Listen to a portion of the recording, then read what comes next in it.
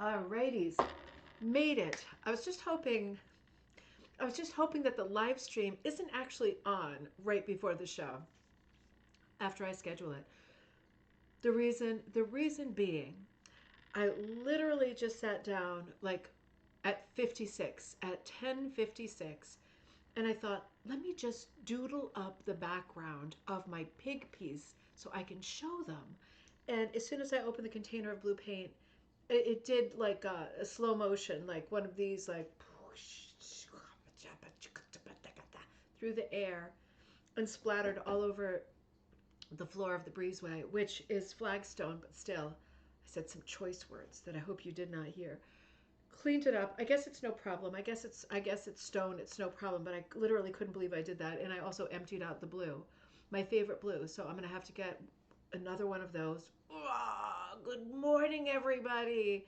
Things are going well. I have to say, that was an anomaly because it's otherwise a wonderful day. Hold on, let me just move my paintbrush. I left things a bit willy nillies. Um, Sorry, I'm coming back to you. I'm right here. Yeah, it's been a wonderful weekend. I can't complain. I can complain about that spectacular trick I just did, but I can't complain about the weekend. The weather has been gorgeous. Um, on Saturday, and I'll talk you through some of this, I went to the Adirondack Sheep and Wool Festival in Greenwich, New York. Oh my God. Oh my God. I'm never going to miss that festival. I loved that. And then yesterday was another busy day because I went to church in the morning. Then I went to the farmer's market just in time. I had a half an hour before they started packing up. Got a couple more pieces of pottery to use as jars for different things. I had that first piece for my hooks. My head hurts. I'm thinking, God, don't have an aneurysm or something like that. The pressure is building up. A couple more things to put, like brushes in, pencils in, things like that that a person needs. And then we went to the Big E. And my buddy Teddy stayed home. He seems to be done for the moment with places that are noisy and chaotic, which is funny because it took him like 13 years to realize those places aren't for him. But yeah, but I always feel like he's missing out, and he's perfectly happy. He's happy as a lark, home by himself, doing God knows what, and making his own food. He keeps using the expression, what did he say? I can provide for myself. He keeps saying, I can provide for myself. He's like a tiny, soft, cuddly bear that if you put him out into the wilderness for 5 seconds, as soon as the Fritos run out and he can't find any more sodas, that or all the cups or dishes are dirty, he would not be able to provide for himself. Then he would need some help with ideas for cooking and remembering to turn stuff off and all of that stuff. Um, but I went to the Big E to look with my husband Aryan and Jocelyn, and we went to look at the rugs that I judged a while back. I'm always curious to see, because it's not up to me how they're displayed. I'm always curious to see how they display them. In this case, I got to see who made them. I suspected that Karen Merker, she's like the big name for, and her sister, I think it's got to be Sister Arlene, um, are the big names that I can rely on for putting rugs in every year. Also, the at least one sister, if not two sisters, but they didn't put anything in this year, which had me worried. But I can't see whose rug it is while I'm judging. I have to go back after to see whose rug it is. Of course, I could peek, but I'm not. I don't do cheaty peaties, so I don't peek. So it was fun seeing those, and I recorded a video at the Adirondack Wool and Sheep Festival that I hope was fun to look at, and I concluded it at home after I dropped off our sleepover buddy. It was super late. Color was not good, but I sat with all the stuff I bought and went through it, and then started to agonize and get stomach cramps over the stuff I left behind, because that's what I do. But you can't buy everything, but you can buy three more things usually without having to move into a cardboard box on the village green. And I wish that I had, but it is what it is. And then yesterday I recorded a video that I posted last night, so maybe you caught that, maybe you haven't seen that one yet. Man, it's been a busy weekend. I want to talk about both of those things, and I want to conclude our conversation from Friday night. But first, let me say good morning, Linda, in New Jersey. A jolly good morning there. It is so beautiful here. It's got to be beautiful there too. Is it fall? Is this the first day of autumn? Oh, incidentally, I was looking. One of the things I get sent overnight while I'm sleeping, while I try to be sleeping, is I subscribe to a bunch of things that I think make me smarter, make me think. And one of them sent me some kind of a blog, sent me sort of a synopsis on the history of the words autumn and fall, because fall is kind of a no-brainer. Like, you assume that people started saying fall because the leaves were falling, and that's partly true. But it told me that in um, the English language began recognizing the change of the seasons um, in the 12th and 13th century. So that's like a lot later than I would think. I would think like the beginning of time, there would be words for the different times of year, but apparently not. And autumn emerged from Latin, from autumnus, and French from autumn. Although in French, what is autumn called? L'été, summer, autumn, l'automne, is it? I thought I had a different name. Isn't autumn is called something else in French? Help me out. Um, God, I've when I learned Dutch, I completely lost my French. But the original holiday wasn't called fall or autumn. It was called harvest, which makes a lot of sense because it referred to the activity that everybody did at that time of year, harvesting, right? Everybody did it, or you didn't live. You died, or you harvested. So the whole season was called harvest, and it came from it's Germanic, so it has an English German baseline. It comes from Old English, the word hair fest, so like harvesting, gathering fest, and that word happened in the 10th century. So it wasn't a reference to a season, like breaking the calendar year into four seasons. It was a reference to what you did at that time of the year. So it was hair fest, which obviously over the years by the 1700s um, turned into harvest in English, but also was not used for the season. Um, and they were using words like they started using words like autumn instead. And the weird one, let me find this one. The weird one is fall, because that to me that really is a weird one. I never like to say fall because it's in my mind the most beautiful of the seasons, right? I love all of them, but I really love autumn. It's just colorful and beautiful. And I feel like I'd rather say autumn because it sounds so poetic than fall. Like fall, like something fell, like it's catastrophic. So I hardly ever say fall unless I'm writing and I need it for variety.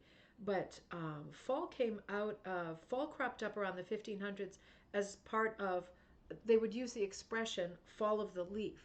So it was a common expression, like when the fall of the leaf happens, they would use it as a whole phrase, fall of the leaf, when the sun bakes your face, right? But that isn't an expression. Like when it's summer and the sun bakes your face, or when it's so cold that the weather hurts your skin, like it hurts to go outside. But they would say for a phrase, the fall of the leaf, which I think is really pretty, and might even have something in common with those 72 micro seasons that Japan had, like the ancient micro seasons, 72 of them. So more than 52, more than once a week, describing in a calendar year, like pre-seasons, pre-four seasons, describing what happens not more than every week. So in the ancient Japanese sort of year calendar, it would be like this bird emerges, this worm goes away, this kind of leaf starts falling off the tree, or this kind of flower starts blooming. Is micro seasons, 72 of them. And they marked the year and what was happening, measured time by these micro seasons. So it seems like one of these days I'll have time to research, but it seems like in the sort of more Western world, more west of Japan anyway, um, that we were doing that too and using expressions like the fall of the leaf, which I think is really cute. Anyway, it certainly feels like fall. And before I go too much, let me finish this. Whew, ADHD is powerful, isn't it? Cheryl, great to see you. Good morning. Always time for coffee and a show. I was feeling the same way. It was hard to pull out of painting canvases this morning. I'm going to give you a preview and show you all 7 canvases because I literally, after spilling the blue, just finished that one, I think. I'm not sure. That really got me. Carol, great to see you in Northford. Welcome back, Robin. Welcome back. Great to see you in Wisconsin. Joyce, great to see you. Good morning in New Jersey. New Jersey, because you came over the line to see us, didn't you? Um, and Carol says, enjoyed your visit to the Fiber Festival and the Biggie. What fun. It was so super fun. Both of those things. Remarkable fun. Because sometimes I get tired too and a bit, I'm so outgoing and type A, but I do tend to hit it hard with stuff I love and then absolutely hit a wall and just crash energy wise and brain wise and everything else. But I really kept pace this weekend because the offerings were such that I did not want to miss anything. I think that is a taste of the season this year, of the fall of the leaves. And I'm looking at the calendar going, how can I squeeze a few more things in? Dave, great to see you. Intermittent rain in Toronto. See, that would be a great micro season, like intermittent rain in the city. That would be, yeah, one of the great micro seasons. But you got your coffee. That's what's important. I want to tell you about everything and I want to conclude our episode. But you know how I was working on those 7 painted canvases, right, for Halloween designs. These painted canvases, I started right before we moved doing the challenge of the 3, like of the air, in the water, on the ground. Those 3 are still available at Ribbon Candy Hooking. And those are painted canvases of a sheep, a fish, and a bird. And that's one of the many challenges and things that are happening at Ribbon Candy Hooking right now. People executing those canvases. There are also the quilt square inspired canvases that are pictorial and refer to a specific traditional quilt block. And now I started this series of Halloween ones because I have got my Halloween party vibes happening already. And I really want to have a cool booth this year with lots of stuff, right? Not just be there rushing around checking on stuff, but actually have a booth and have some stuff. And I want to make some stuff and bring some stuff that's fun. I'm also working on the swag bag. So there will be swag bags. And although, although I don't want them to be crazy, they'll probably be a little crazy because I'm thinking of all these fun things to put in them. So we'll see.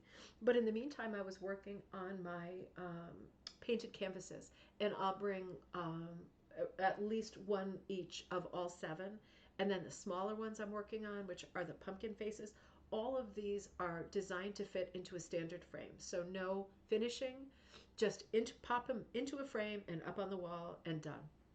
So I think I showed you a couple.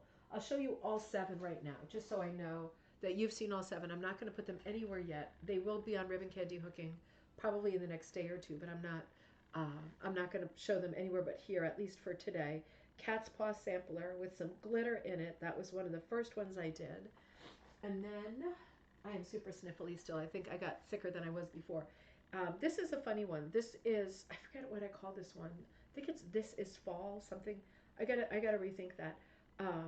My husband does not like the rainbow teeth. I kind of do, but of course anyone can hook it however they want. I was really struggling with this one because I had the pumpkin on this mound of green, and I was talking to Barbara about it, and I said, I just hate it. Like, I just hate this one. And again, you can't tell, but it's quite bright in the background. There's glitter and there's lots of pink and purple. But she said, I don't see that as earth. I see that as shoulders. And then I thought, oh, awesome. Okay, well, that makes life easier. So I gave pumpkin a little bit of a collar instead. So lots of choices there.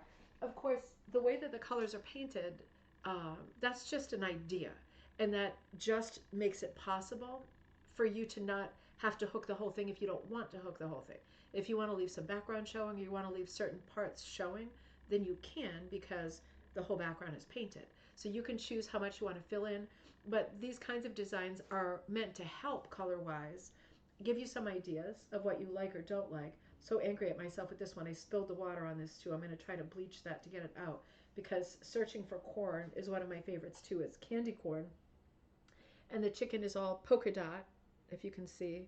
Probably see better if I had a white thing behind it, right? Because they are canvases after all. If I do like this, maybe that helps. But he's got a little purple pumpkin thing for trick-or-treating and all the candy corns. Oh, I'm so sniffly. Sorry, I might be gross. Here, let me show you this one. This is the one I was just struggling with when I spilled the blue.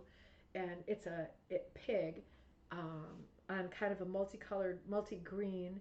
and he's sniffing at, this is called October Sniff, I think. Yeah, October Sniff. And he's sniffing at these little pumpkins.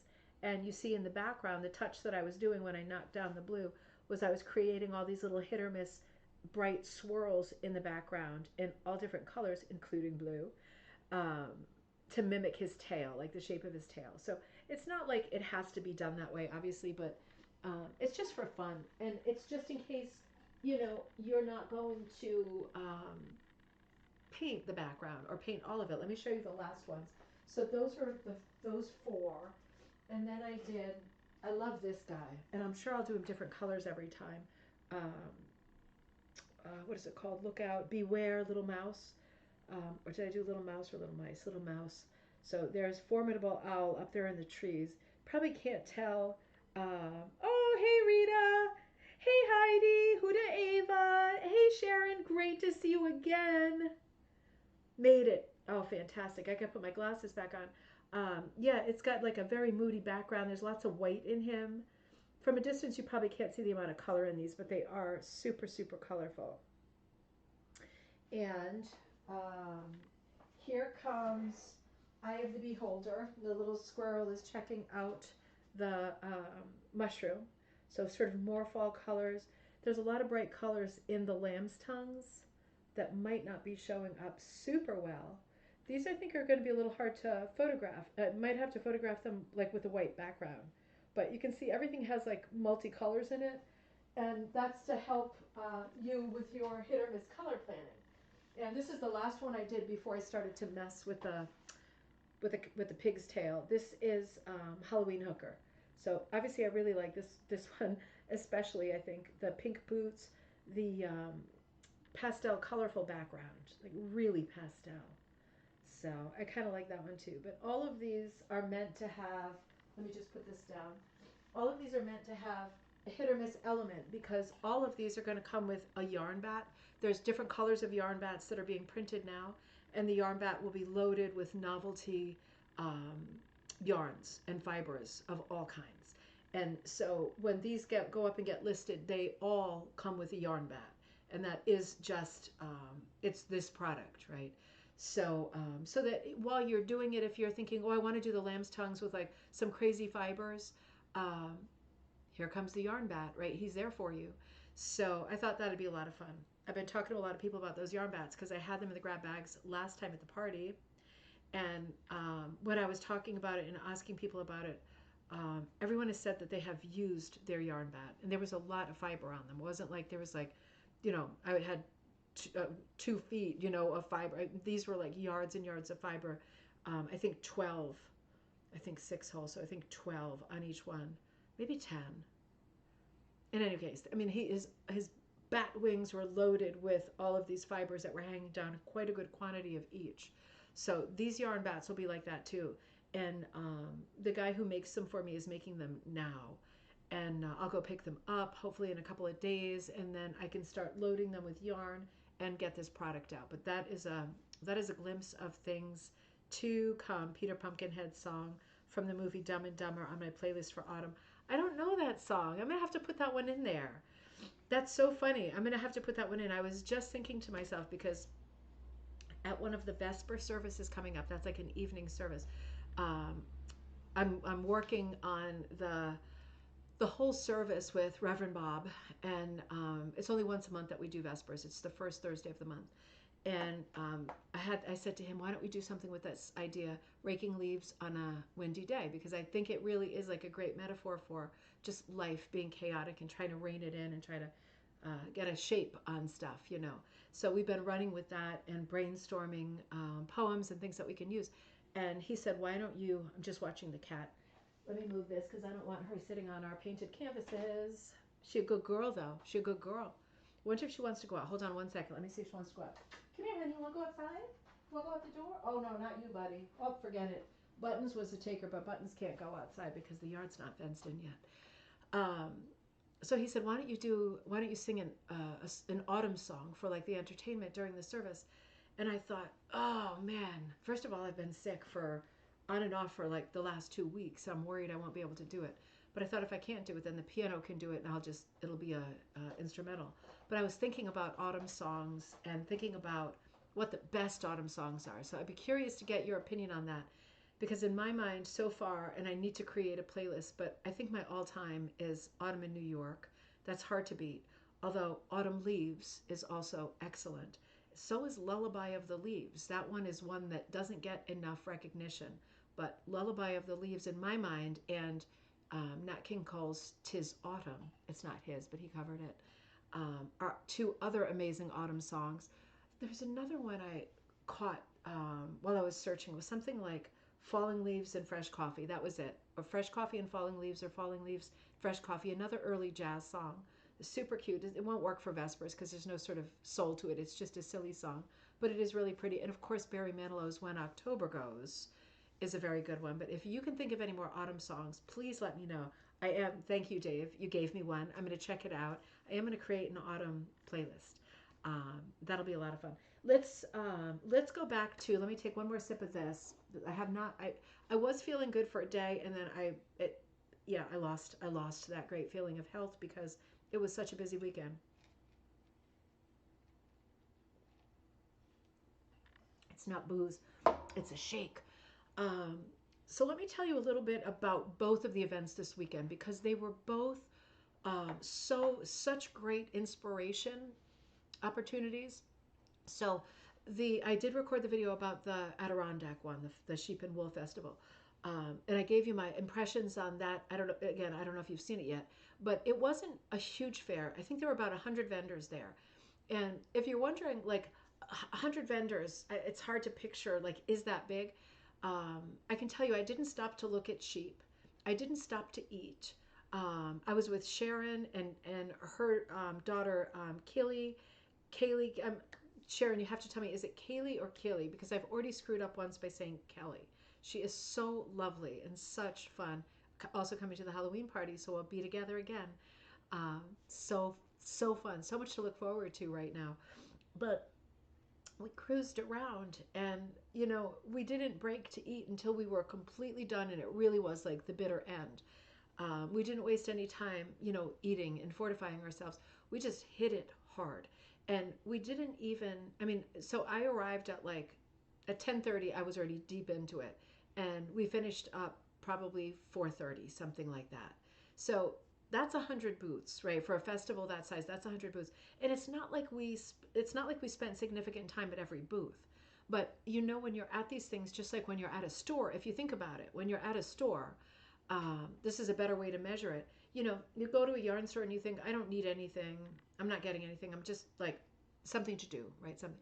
And you go in and then you get involved and you start to dig in. And depending on who you are, it could be like, well, blue is my favorite color. I'm gonna get a skein of blue, and I'm satisfied. I'm out the door. Or you could be the kind of person who's like, okay, my favorite color is blue, but why don't we look at everything 10 times? Why don't we make a giant pile of stuff, cull it 9 more times, add some stuff that we never looked at the first time around, and go to the counter with a completely different armload of stuff than we had in the first place? So there's a lot in between, but depending on what kind of person you are, if you are the latter, then you would need to like live at the Fiber Festival. So you would need to somehow sneak and just stay overnight, and you still wouldn't be done in 2 days. So it is a question of pacing. And I will go to the Rhinebeck Festival next month, and I know that is significantly bigger. And it just makes my heart start palpitating because I'm thinking, how am I going to do it? You go into these things, same thing with like big antique stores and stuff, and I say to myself, pace yourself, just eye on the prize. You know what you're looking for. You have a to-do list in your head, but it is like so seductive walking by all of these stalls, and they have different things, and you go, whoa. You put the brakes on and you stop and you get into a conversation, and then you're in big trouble, right? Because then 40 minutes have gone by and there's 99 more stalls. So it was one of those. And I got to say, for a festival that's not considered one of the larger festivals, it was plenty. I was done. I don't think I could have done another stall. I lost my mind. My worst feelings of regret are related to stuff like later, like the last, because I just couldn't think anymore about projects I needed. My brain was too tired to calculate how much of that color I bought or how many skeins of sari ribbon and stuff like that. Um, So it's a shame because I do wish I could do a redo, you know, and it's always very quaint. And Kirsten does this when someone says, "I think I'm just gonna first walk the festival, see what there is, and then go back and buy." I've heard that one before, and you end up not doing it because the legwork of walking through it twice is exhausting, and then the thing you might have wanted is gone, and you're agonizing about. I don't know. I feel like just do it the best way you can do it. Get as much in as you can. Try to make good decisions. We all make bad decisions at fiber festivals, but it was such a lot of fun. Mandy, great to see you. It is the first day of fall. Okay, great. Beautiful day there in Nova Scotia too. Keely. Okay, so I got it right the second time. Good. I started wondering if it was Kaylee or even Kylie, and I thought, man, how many times am I going to screw up her name? She is so lovely. Love seeing your daughter. Um, yeah, it was so fun. The festival was amazing. So look out for that video because um, Sharon shows what she bought. Kirsten shows what she bought. I showed what I bought. Kaylee should have showed what she bought. I should have thought about that. But it was a lot of great offerings, and you will see me dip into those bags again and again and use some of that stuff I had not seen before. A lot of it, so of course I had to buy it. Right? I'm not a barbarian. I had to buy it. And going to the Big E yesterday was also really nice because I knew it wasn't a big shopping day for me. I knew I was there to check out the rugs, and I feel a bit like proprietorial about those rugs because I'm the judge for the department and for the rug division. And I just like I don't know. I have no control over it, but I just feel like I hope that they put the rugs up in a way um, that they're displayed, that they're interesting, and they showcase the rug as like best as possible. And since that isn't part of my job, I'm just the judge. I do that work. I leave all the feedback. I write up all the sheets. I give the ribbons, and I go. And that's it. And then I arrive at the festival as a person who also needs to find a parking space, right? And they give me tickets and everything to go in, which is really nice. But I knew I was there. You know, my main thing was just checking out how they had done everything, because if I if I feel like it doesn't look good, or that, you know, the rugs is one of the smaller divisions, quilts is huge. If I feel like the rugs are being kind of hidden away, not prominently displayed, I will definitely get in touch and leave that feedback. Just because we're a smaller division, there's always going to be, in our lifetimes, there's always going to be, unless something amazing happens, there's going to be more quilters than ruggers. And since that's the case, we are always at risk at these big country shows, you know, of having, being invisible, having everything be kind of hidden behind the needle arts and quilters and even knitters and photographers. All of that stuff is much bigger. So I felt like they did a good job this time. I felt like they had all of the rugs, most of the rugs kind of concentrated in one area, which was nice. But then I started to second guess it, and I thought, well, if you're looking for rugs and you see this one area, you see maybe half of them or 70% of them, but then there's several more that are scattered that you might not be looking for because you think you've seen them all. I'm not sure it was smart to put so many, either put them all together or scatter them all, so it's like a Where's Waldo, and it keeps you walking through, keeps you engaged, and keeps you actively looking for the rugs as well. That's the feedback I'm going to give this year. Oh, the rugs are gorgeous and they were well placed, but I just feel like it wasn't such a scavenger hunt as usual. And I feel like upon walking through the door and finding the mother lode, you could then be really complacent and be like, all right, I saw the rugs and there were more to see. So I don't know what the answers are. And I'm sure it's like whoever the powers that be are for that year. And it is like a hive mind, right? It's not like one person. And I have been there for the beginning of. It's just when I'm exiting, when they start having those conversations, and it doesn't include me. So I don't. I'm not in a position where I could say bad idea, wah wah. But sometimes I hear beginnings of things, and I think, yeah, that sounds really whatever. So they looked beautiful. They really did. And I hope everybody who went through saw all of them, because they were all beautiful. They were all really interesting and worth looking at for quite a while, right? Just studying. So that was a lot of fun, but what an exhausting day. And I am exhausted today. I got to say it. But yeah, but I had enough energy to stay up late and work on painting, and then to wake up early. I woke up like an hour early to work on painting again. And that brings us here. where we have the opportunity with our time this morning to conclude our conversation from Friday, which I think was an interesting conversation. We were looking at rugs that were up for auction and have the auctions have closed.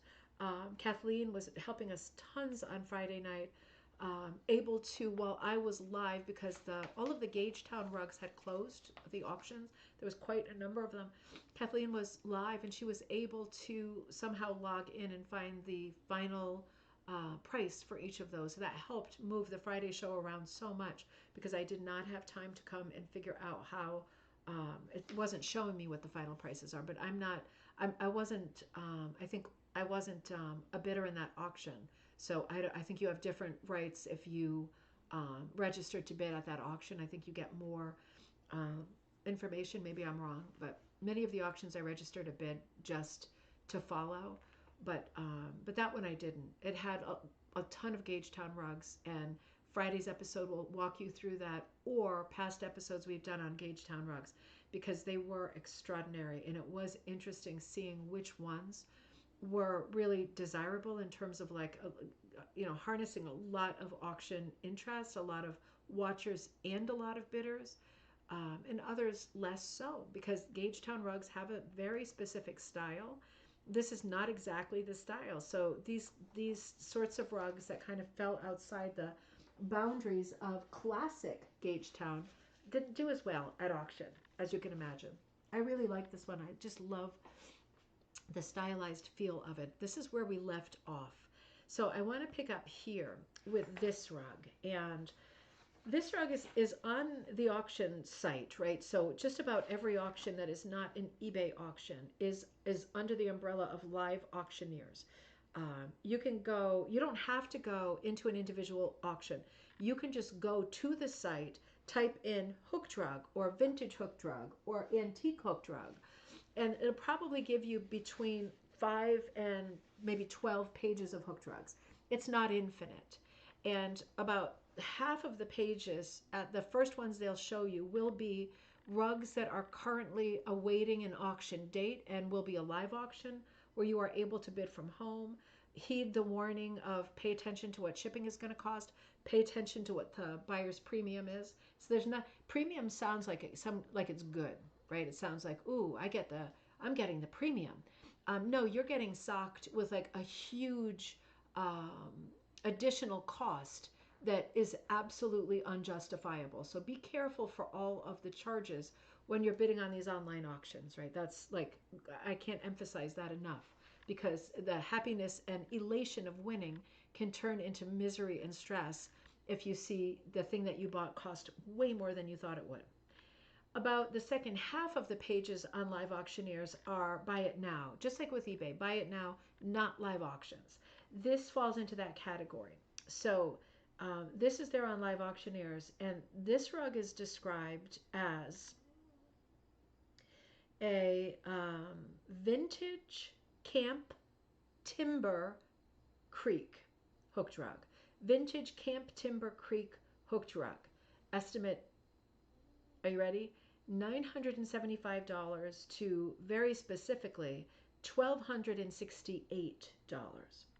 And the description is as such: vintage camp timber creek hooked rug. Introducing the vintage camp timber creek hooked rug, a beautifully crafted piece that embodies the charm of early American style. Hang on, I'm going to put the brakes on right there. So you may be able to tell by the change in my voice that this irritates me, because number one, I did a search for what is a camp timber creek rug. Does anybody know? Because I looked it up and I couldn't find any examples of another camp timber creek rug. Super cute name, but I couldn't find another example.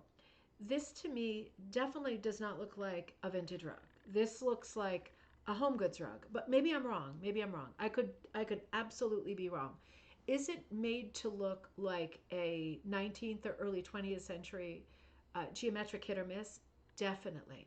But in this case, instead of having flowers, it has these stylized branches. And maybe, I thought maybe is that the reference to timber? I don't know. But I have to say, the reason I wanted to show you this rug is not because I'm fond of the price point or the description, but I think it's a really great idea. Let's keep going with the description just so we're done. This rug, designed in a vintage aesthetic, okay, features a unique pattern of abstract branches on a neutral background, complemented by textured stripes of chocolate brown and cream, waxing very poetical here. I mean, it's very well written. Perfect for adding warmth and character to any room, this rug is both functional and decorative, making it an ideal choice for homes seeking a rustic touch. It's very well written, gotta say. So where are we coming up with $975 to $1,268? This is okay. So I'm sorry, this is not a buy it now. This is a bid. So this is a bid, right? And they're expecting to get that. That's the estimate, 975 to 1268. Starting price is 100, and it has. I'm sure you'll be very surprised to learn it has no watchers and no bids. So I think we got some problems here. I think this rug has no provenance. There's nothing to compare it to. If this was a rug like a George Wells or a Claire Murray, even, like, we would have a starting point. This is a Camp Timber Creek rug, which even I mean, granted, I did not spend a lot of time on it, but I could find no references to that. Ryan, oh, great to see you. Happy Monday from North Texas. Oh, honey, let's have a great week. Peace and love to you too. I'm on board with that. Let's have a great week. Yes, I love it. Thank you. Um, it is a beautiful rug. I'm not saying it's not a beautiful rug. We're not seeing pictures. Are we seeing pictures of the back of it?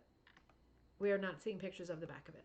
So to think that if you were to flip this rug over, you would find glue or like a canvas back because it's like mass manufactured, I'm going to go with yes on that.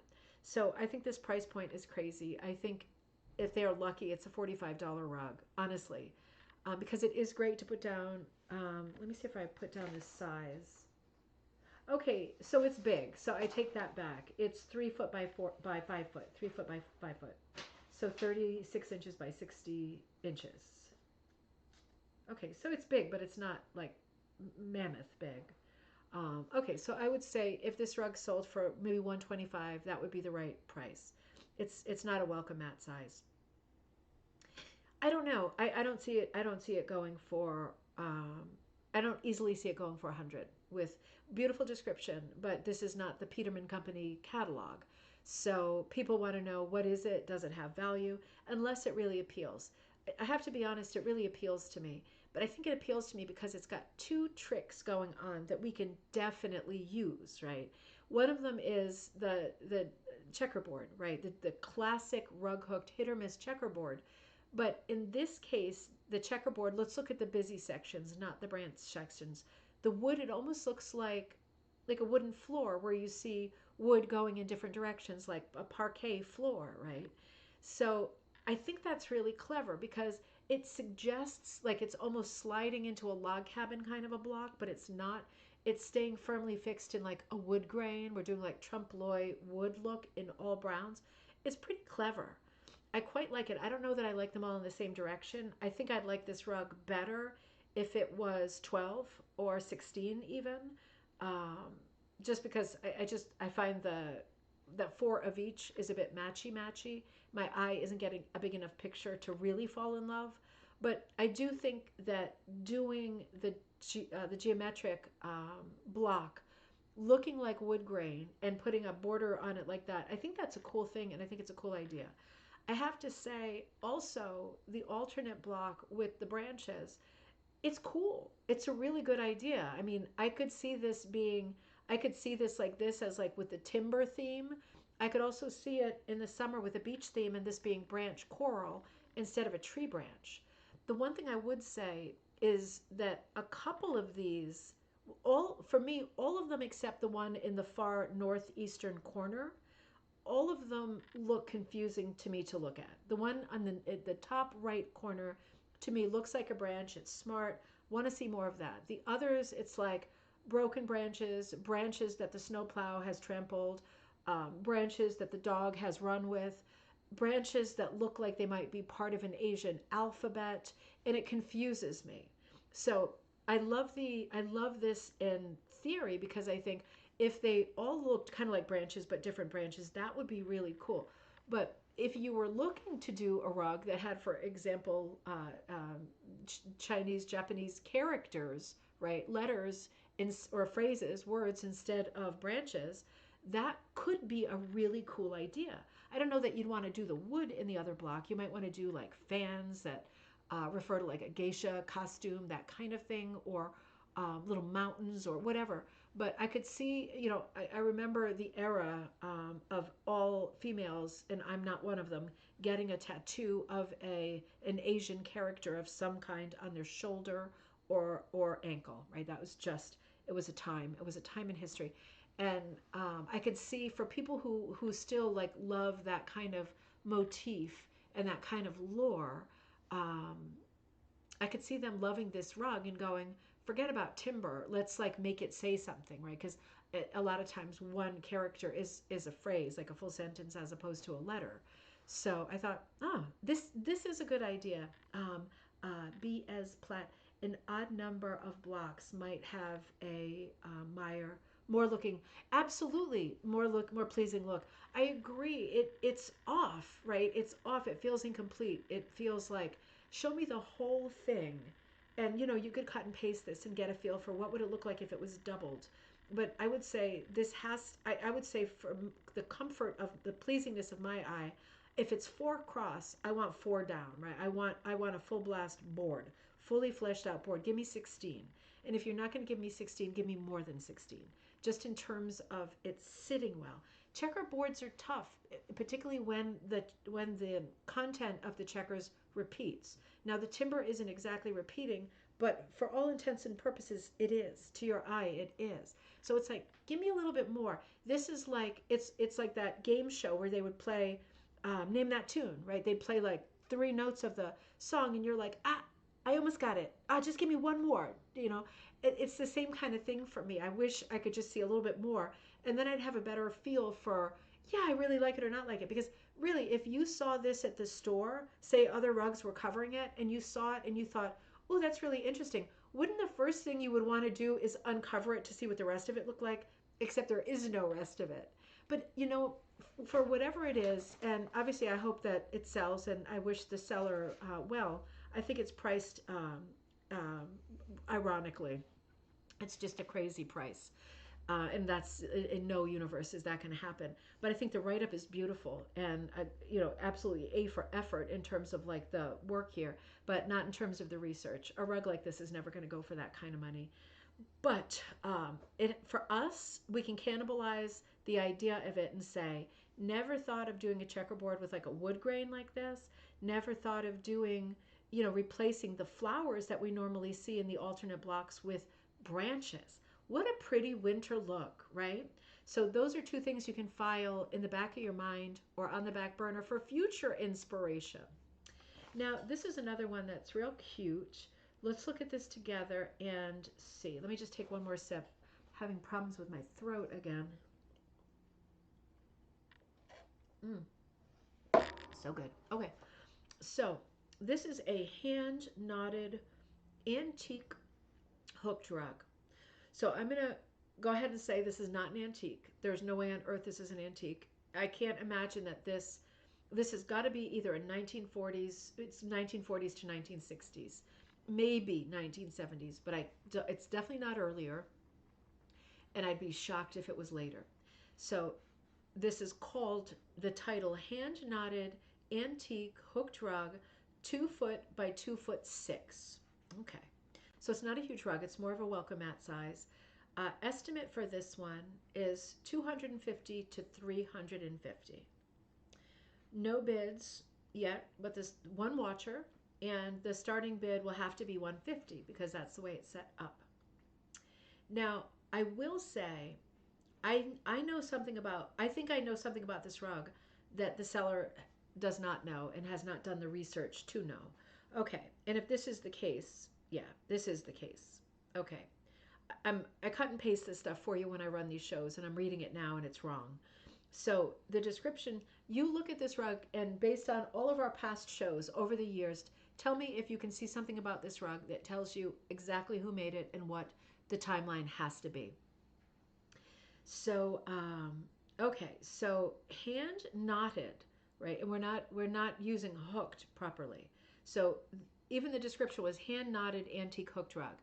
It's not knotted if it's hooked, right? That's an oxymoron. So let's just say, all right, we're in trouble already. If you're going to be asking 250 to 350, make sure that you know what you're selling, right? That's absolutely bare bones. So 2 by 2 foot 6, circa 1940. I don't think so. I did think so, but now I don't think so. Hand, because you see the letter on the bottom, and see if you can remember who that is going to refer to. Hooked rug. Okay, here we go. This is gonna make you mad. This is gonna make you mad. I'm gonna come back to you here. Maybe not. Maybe you're like, whew, cool it, Tiana. This doesn't make me mad. This makes me mad because if I did my job the way other people do their job, I wouldn't have a job, right? I would be living in a cardboard box on the village green. So hand knotted antique hooked rug, right? And then it says hooked rug, hand woven, lamb's wool. Huh. Okay. So this is someone who has not spent the time to research, is it hooked or is it woven? Because it sure ain't both. I find that irritating. It just drives me crazy when people don't do due diligence with anything. Uh, okay. This item is part of our fine auction collection, which includes many fine home accessories, including antique rugs, vintage rugs, oriental rugs, and tapestries. Our collection, so textiles.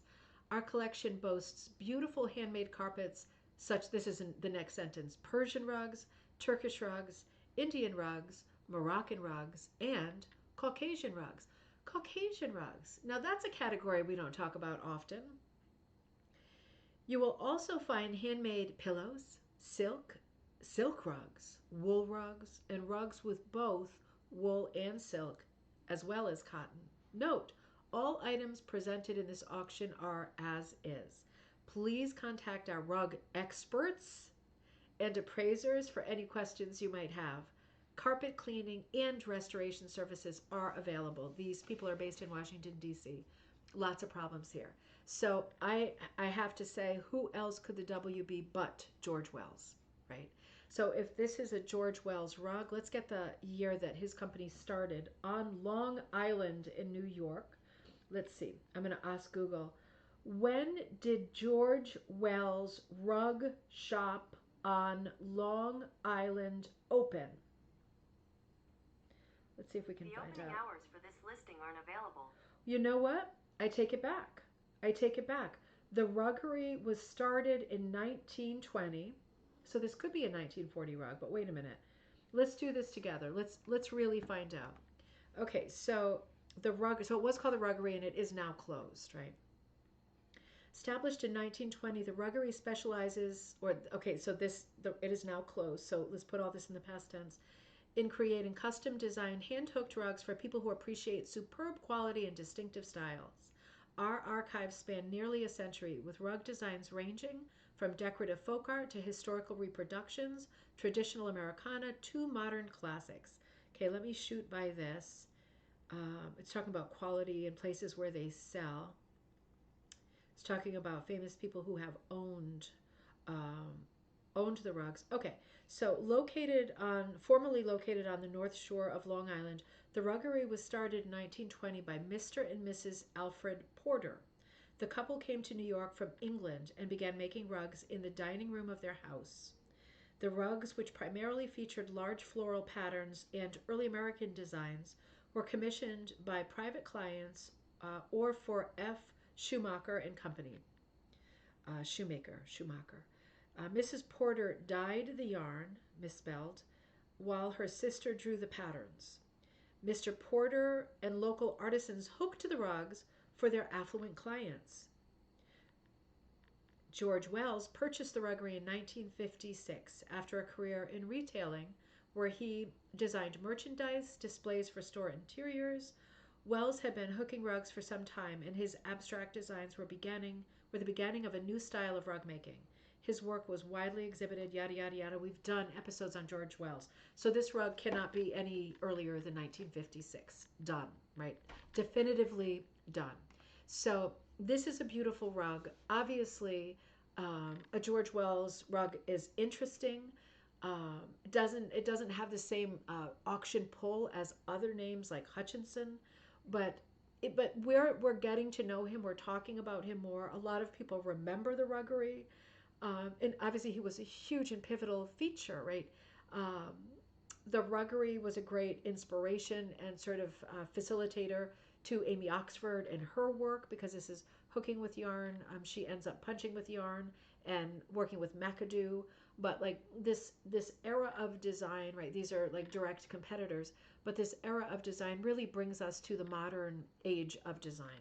And I guess by modern age, I mean the 80s, 90s, and we go from there, because it's not until the 1980s, right, that we really see a real renaissance in crafts with the country style. There is a renaissance in the 1970s for doing crafts, and that's when we see latch hook taking off, and macrame and lots of those kinds of textile crafts. The pin boards where you could connect the yarn between nails. There's all kinds of crafts in the 70s which are new. Sewing is still a big thing. Knitting, more crocheting than knitting in the 70s. So there is a craft renaissance in the 70s, but the craft renaissance really comes to a head and takes shape in the 1980s. And think about the magazines from that era, right? Like Country Living and all of the decorating and home magazines. It was very heavy country style. And when that country style came in for decorating, it also came in for rugs. And then we see people really looking at more historic designs for rug hooking. So the rugs that we've been building to earlier in the 20th century, between like 1920 and 1960, and that includes the beginning of George Wells, those rugs are like the early modern rugs, the MCM, mid-century modern rugs. But they kind of took the back seat when the 80s took off, right? Everybody had a lot of money in the 80s. Most people had a lot of money in the 80s. And it was a big sort of bubble, like a big economy bubble that was not real. But in the meantime, people spent like crazy. And this was the prevailing style that was popular. And people were buying these country style rugs, and they looked more like 19th century rugs, like the earliest examples of rugs. So we weren't looking anymore during that sort of era of fashion, decorating fashion. We weren't really looking at the mid-century rugs at that moment. We're looking at them again, right? Because mid-century modern is so popular now, and we're specifically looking at the history of rug making. But that whole period has, well, I was going to say, was swept under the carpet, and yeah, that was an accident. I don't want to make puns that are quite that bad. Joy said, I grew up in the village where the ruggery was located. I wish I had visited his shop. Ah, I bet. Me too. Me too. I wish I had visited Molly Naitobi. She's from the same town where I grew up, and she was alive at the time that I lived there. I was decades away from being a rug hooker yet. Wish I could go back in time. If I could do time machine stuff, I would go back to the Strawberry Festival that everyone went to town at, and I would try to find her because I know what she looks like. But she's passed away I think in 1984. Um, anyway, interesting. So it's worth saying. Pay attention, heads up, do your own due diligence when you're buying rugs at auction. I don't know what the status of this one is right now, but I am very confident that this is a George Wells rug. And I don't think it's 1950s. I think it's 1960s. It's the right palette. It's that bright citrus palette that isn't going toward the 70s yet, and with really heavy emphasis on yellow. Ladybugs and bees were super popular in the 1960s too as motifs. So this makes a lot of sense, doesn't it? Beautiful rug. Good thing we could get there in the end with a description, because the description does not get there in the end. So, all right, let's move on. I thought that was a lot of fun to look at. Oh, I just wanted to show you a close-up of this. So it shows a yarn rug, and it does make me wonder. Um, I can't remember. Rita, do you remember George Wells? Was he a hooker or a puncher? Do you remember? Because when I look at it, I'm thinking it could be either, right? I mean, not that you can't hook and punch yarn, right? Both people can do both always, but it does make me think: is he a puncher? I'm trying to remember because I had a finished piece of his. I think it was reversed. I think he is a puncher. Um, yeah, I'm pretty sure he was a puncher. Beautiful rug. Nothing against the rug, right? It's just so this is the back of the rug, and the back of the rug is glued. It has that sort of one of a kind look, right? It still does. It's very carefully seamed. It doesn't look mass produced. It looks like somebody hooked it or punched it, and then glued the back, right? Which also is sort of this moment in time. Um, and there's a little bit of green paint on it, but that's probably from the floor where it was put down. This rug would look really good on like a forest green floor, wouldn't it? Really pretty. So, all right, so let's move on. I found this one. This is in what is called, you got to be careful with these sellers, the Zabihi collection, Vintage American Hooked Jute Rug, 28 by 61. 28 by 61, okay. This is not an auction rug. This is a buy it now or make an offer. Make me an offer. Make me an offer. Will you pay me $1,725 for this rug? Really? Uh, I'm gonna pass on that. It's a beautiful rug. Don't get me wrong. It's a beautiful rug. But here's the description. What would make me consider spending that kind of money on a hooked rug? Provenance, right? Because it is a hit or miss rug. Is it beautiful? Oh, it's super beautiful. That's not a problem. It is super beautiful. Is it in great condition? Oh, it's in really good condition. But get ready for the read up.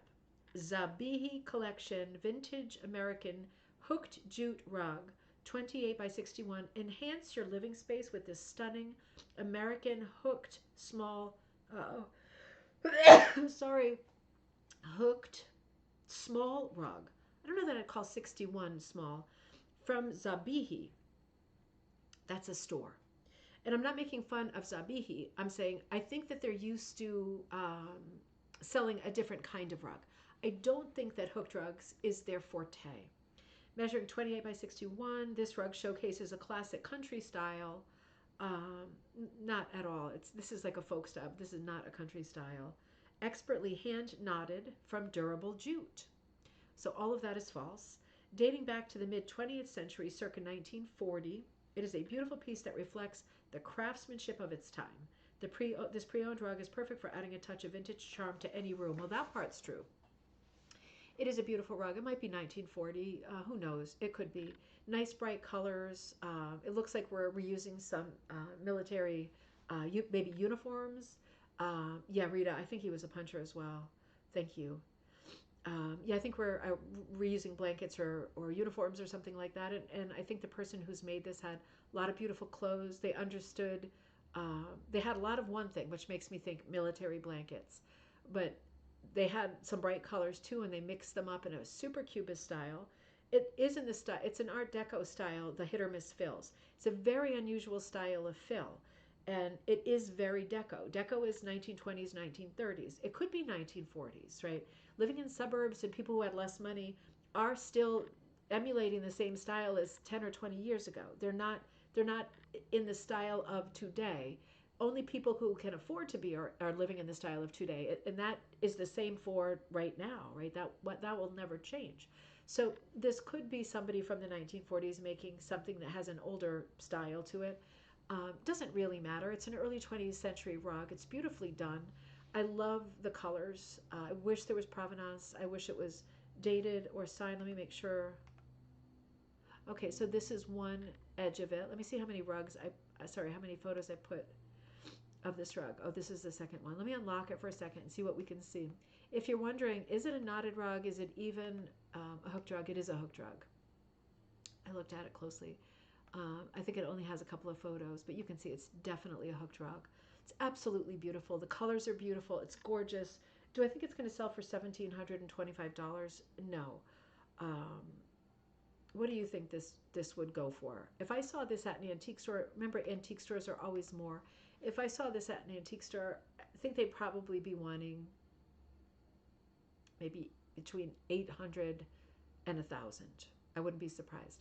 Some antique stores in more remote places would be more like 600 than 800. Um, and if I saw this at a flea market, I'd probably be looking at 200. So, yeah, I mean, it's a hit or miss rug. I don't think that there's tremendous value here unless you're in love with it. If you're in love with it, it's a beautiful, large textile for the wall. Try and find a beautiful painting you love just as much for 1,700. It's probably not going to happen. So in that regard, it's a great value. But it just bothers me to give money to people who have not made any effort to figure out what they're selling. It's very misleading. You know, someone coming new to the game who doesn't know anything about hooked rugs. It's very misleading. But in, for that one reason, I'm a big fan of integrity. I don't like it when this happens, but I do think it's a stunning rug. And the takeaway for me, two things. This is unusual because it's like a diamond hit or miss, right? We just saw the checkerboard with the timber branches. This is more of a diamond, so very pretty but very different. I'm sure these are military blankets or uniforms, and I love that because a lot of people have that, like with holes in it up in the attic or in the basement. Turns into an heirloom rug if you know who your military materials, originally belonged to. Turns into an heirloom item when you hook with it. It's extra special. So many different colors of army green, right? And they're all beautiful and they all go together nicely. What I really love about this piece, I like the black outlining. It's very light hand did that. I love the alternate fills, those crazy fills. It reminds me of like a movie theater carpet, how loud and gaudy movie theater carpets are. But man, that gaudiness is super tempered by like the greens, the army greens. And those colorful sections are so cheerful in my mind. I just love them. I just love them. It is hit or miss, but it's not the style of hit or miss that we ever talk about or refer to, right? This is a different kind of hit or miss. Why shouldn't you do this kind of hit or miss instead of just one line, one line, one line, one line, right? You'd have to do it in a geometric composition or like relegated to a border because you couldn't put this behind many motifs, right? It's way too loud. But with this, we've got a super calm, the greens, right? Very subdued, right? It really is keeping the thing energy wise under control. And then all of this color, in the alternates, kind of all this color popping out from behind is wild and crazy. And I just love it. It has such a party feel to it. You can see there are um, textured fibers and there are also solids, and it's just awesome. It's just a beautiful rug. So my reason for showing a couple of the ones that I showed to you today is because when you're sitting there designing, whether you're into your border or whether you want to do something geometric or you need a background, these are some good tricks that we saw just now. These are good tricks that we already are aware of, but done in a slightly different way, right? That kind of hit or miss that we just saw, and then rethinking the idea of the checkerboard with something in every other box. That's something to think about because you draw a checkerboard. What are you going to do in the other box? You start drawing a flower, don't you, automatically? Maybe a basket, but usually a flower. Once in a while, someone will do something like with a shoe, like a different shoe in every other one, but you rarely see it. And I think it's worth reminding you, these are great tricks. These are easy tricks that you already have in your bag. They just fell to the bottom of your bag with all the other stuff that your hand can't find, like your pen, your lipstick, usually the car keys, right? All the parking ticket. This rug fell down there to the bottom of your bag of tricks. And it's worth saying, think about it. Maybe you want to pull this one out again and think about doing a design like this because I'm pretty sure that you have some extra fabric sitting around. You think so? Maybe there's a hit or miss on the horizon for you. I'm going to stop there because I'm just not feeling that well. And I do have a little bit more, but I'll attach it to one of our future episodes. I have a few more real pretty rugs to look at. And I love talking about rugs this way together. We solved the mystery of George Wells in this episode. That was worth it right there, all on its own. All right, I'm going to harness all my energy here and work on some orders. I will see you. Let me just check myself here. It's going to be a busy week. I am out all day tomorrow. I'm going to a painting class in Rhode Island. Actually, it's over the line in Seekonk um, at the old grist mill. I'm going with my friend Sherry. I can't wait. I just love the artist who's giving it, and I love the grist mill. It's where my parents always used to go for dates when we were little and we were growing up. And they rarely took us because it's such a sophisticated old tavern. But I'm going to do that tomorrow, so I'm going to be out all day. Let me just check the calendar. Okay. Um, yeah, I'll see. Maybe I'll come back on if I'm feeling good. Maybe I'll come back on Wednesday and conclude this episode again. That's a possibility. Otherwise, I'll think about what we're going to do Friday. I am teaching in person on Saturday. I'm teaching multi-strand braiding in Madison, Connecticut at Madison Wool. So if you're looking to do multi-strand braiding, I will be there in person teaching that. Class always comes out great. And also that same day, that is Saturday, September 27th. Also that same day is Naomi's, I'm sorry, I was looking ahead on my calendar. Naomi's Hook In. And Naomi of Ravensgate Primitives. You could get in touch with her. I will be there in the morning for a little while just to say hello, and then I got to go teach. But that will be in Naugatuck, Connecticut, at one of the fraternal places. It's a beautiful space. It's catered. It's a really nice party. That is 10 to 4. So get in touch with Naomi of Ravensgate Primitives if you'd like to do that. And if you'd like to take my class, you could do both. You could do both like me. We'll be going in tandem with each other, right? If you want to do the multi-strain class with me, get in touch with Madison Wool in Madison, Connecticut. I'm not sure if there's spaces left. That class usually sells out, but I hope that there are if you mean to go. Otherwise, I'll see how I feel. I'll shoot to be with you on Wednesday, but I will see you later this week regardless. And if you need me in the meantime, ribboncandyhooking@gmail.com. Think about what you're putting into the upcoming Magpie Times. It is the winter issue. Come on. Who's got some cool mittens, felted mittens, garlands for the fireplace? Who's got some holiday projects ready to write up for a short article, a long article? If you got a pattern that you can give that other people might want to hook or cross stitch or knit or something, send them in, ribboncandyhooking@gmail.com. I really want to see some things coming in for Magpie Times. The cover is done and it's beautiful. Let me know what you're going to contribute to that, and certainly send your winter projects in for the gallery section. I will see you soon.